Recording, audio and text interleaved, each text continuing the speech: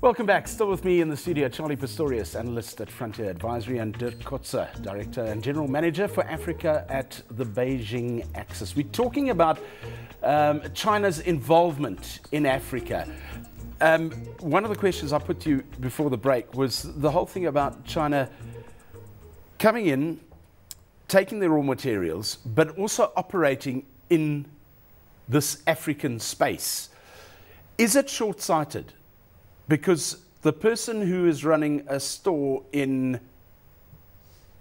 Sudan is surely going to get a bit peeved by the Chinese bloke who arrives and starts selling goods at half the price. Is there not a problem that's brewing here?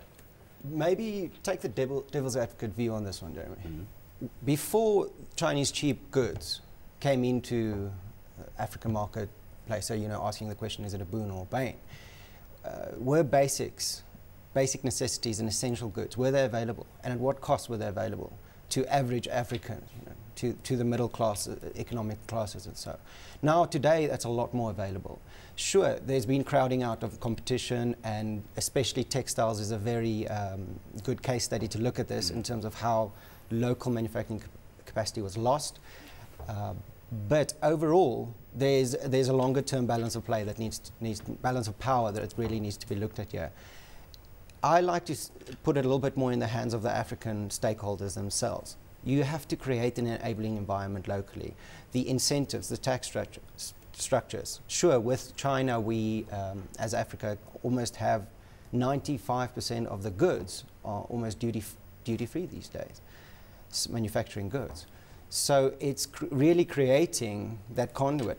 Agriculture still retains quite a bit of a tax on it for flowing out, but that, as you maybe mentioned, in terms of future food security, this might start changing a lot. Let's get to food security in a moment. Dirk, your view on this particular point?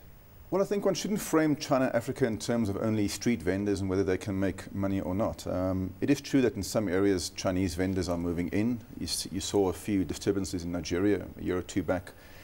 But at the same time, I also see many African traders flying to Hong Kong, going to Shenzhen and Guangdong, going to Dongguan City, and buying the goods that they sell back home.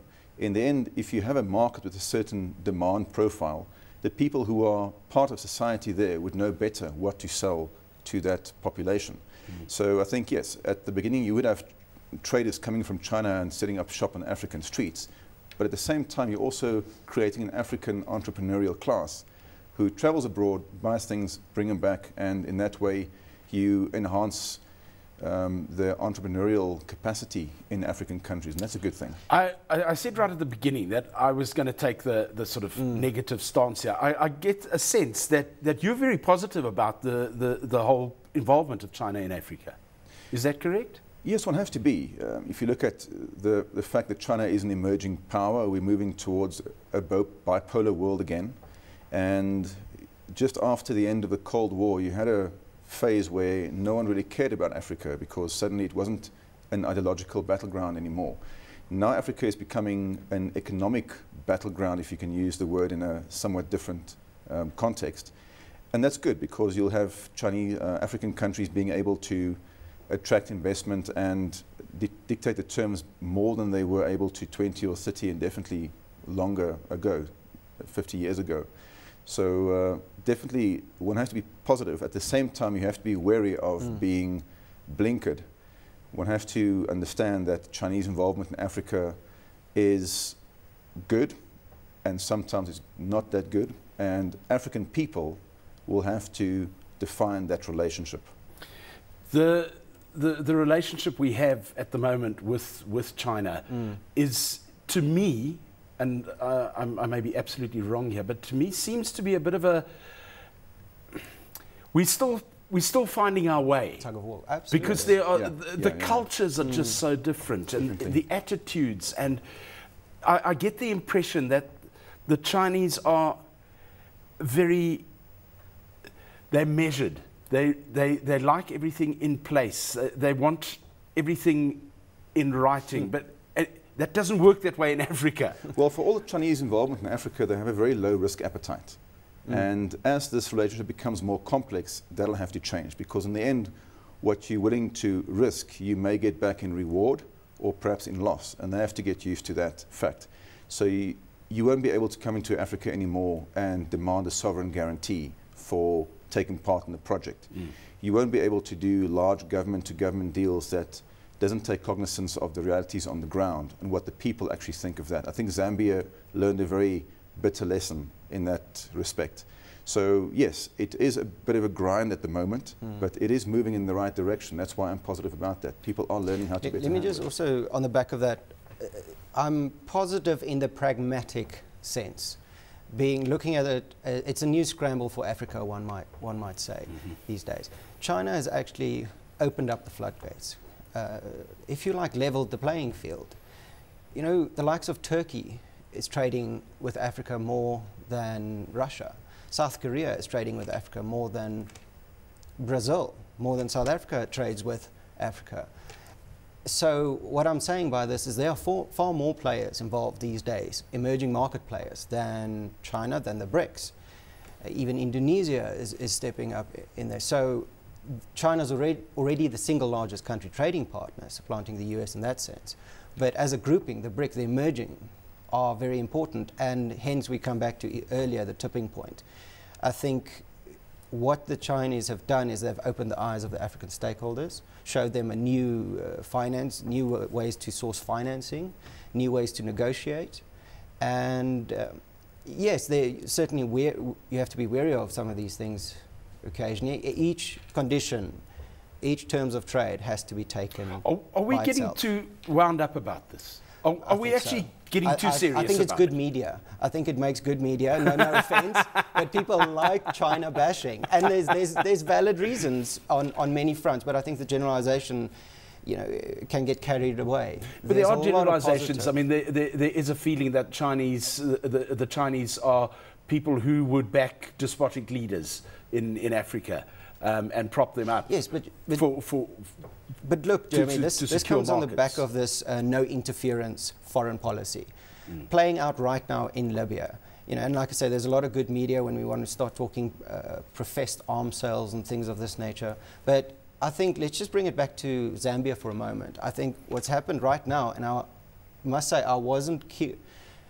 What's the word I'm looking? I wasn't surprised when I saw Michael Sata, the opposition leader, suddenly come out and say he will still support Chinese engagement in his country, which is immense. Of course, he's used that as a message over the past many years to rally support, to raise dissent against the Chinese. Now suddenly, when it's election and he's really in a position, he's saying, no, it's okay. We'll still work with you. We need you as an economic bilateral partner.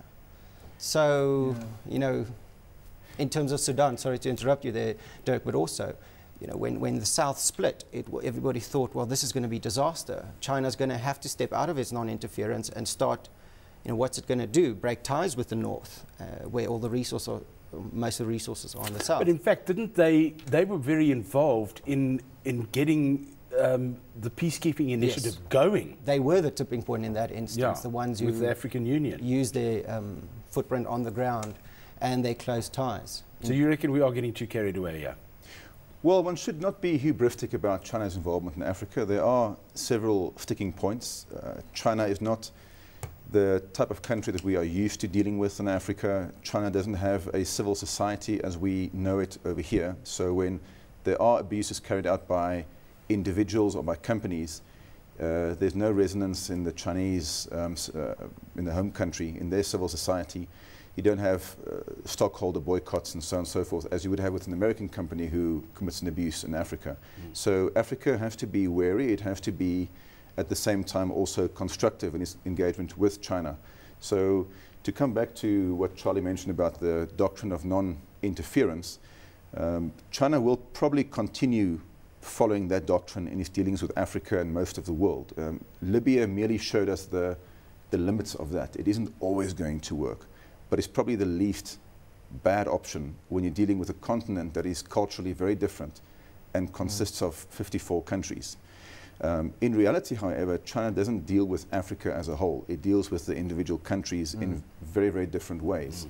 So in that sense, Africa as a whole, you can almost say, should engage China as a unit. Otherwise, you may start... Well, this is where FOCAC is in a very important platform for Africa as a sort of unit to be dealing on the high level, political level, to be discussing with. We're running out of time. Very briefly, I want to touch on food security because it is a huge issue.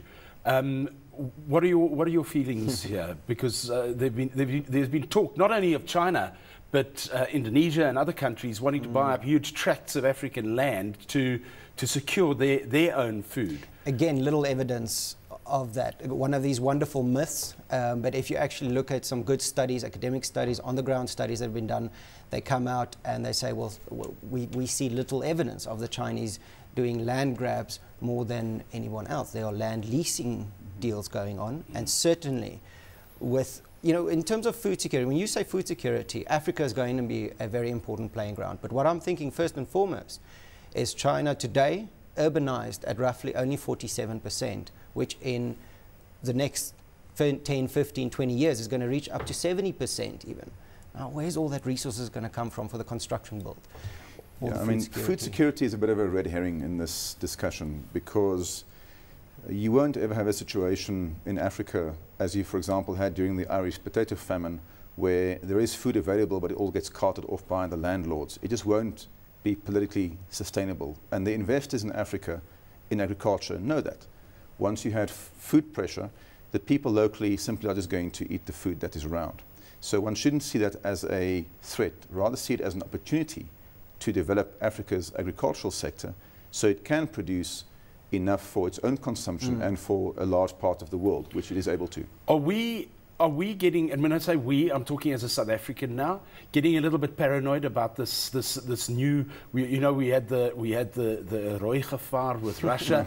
Are we now seeing this as the next wave and we're getting all precious about it? Should we be sitting back and going, bring it on, let's see what we can make out of this as Africa? I think one should be more sober in your analysis, and one should be more objective in how you assess the facts on the ground. Paranoia is never good in any context, but I think it's good to be wary and to know what's going on in this relationship and to define it yourself. Jeremy, there's an opportunity here, definitely. We're now at the high table with Brazil, Russia, India, and China as South Africa. Now, we can't really speak for the continent because the continent never gave us necessarily the thumbs up and say, yes, you can be our speaker at this high table. But we are the largest, for now, still, economy in Africa. Nigeria will soon take that position. So we need to push this relationship, this BRIC, this China relationship, to become more positive spillovers need to come back to South Africa and Africa, processing and the likes, that will give job creation so we can change the story from just sending out the raw and bringing out back the final. But the opportunity is now, and it's not just open arms and say, yes, come and exploit us. We need to dictate the terms of these agreements.